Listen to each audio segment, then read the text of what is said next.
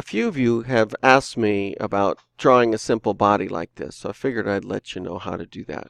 I'm going to rename this one to Old Body, just so that I'm not getting rid of it altogether, and create a new layer called Body. This will make it easy to just refresh in After Effects and the new body will appear. So I'm going to use the ellipse tool again, and I'm just going to draw a little body right here and change the fill to a gradient.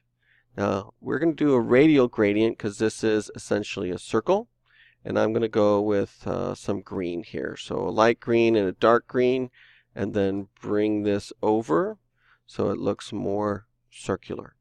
Now I'm going to use the ellipse tool again, but instead of it being really round, I'm going to draw an arm this way. Let me zoom in because it's always a lot easier to work this way. And I'm going to change this to a linear gradient.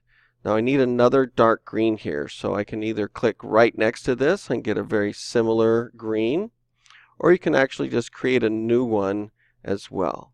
So I can just create a new one and pick that same dark green since I picked it from the palette.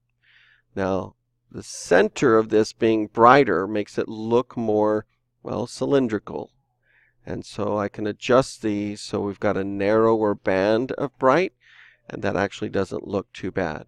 Now this gradient right here is perfectly centered, so I don't have to do any adjustment on it. If you do need to make adjustments, you're going to redraw this line right here after switching to the gradient tool. If it's a little off, you might need to draw this a few times until you get it centered right down the middle. It can be a little tricky sometimes. This is still at a little bit of an angle, but that's starting to look a little better. Once you have it, it's sometimes easier just to copy and paste this. So I'm going to copy, Control C, Control V, and bring it over here for this arm. Take this one over here, and then do some rotation.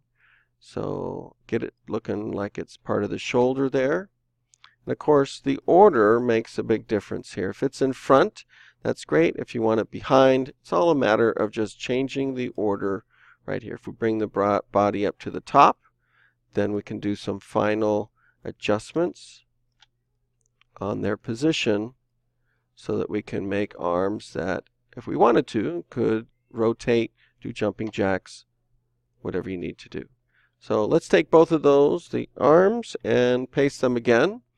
And we can make these a different width. We can make skinnier legs, and we can bring them so they're more up and down.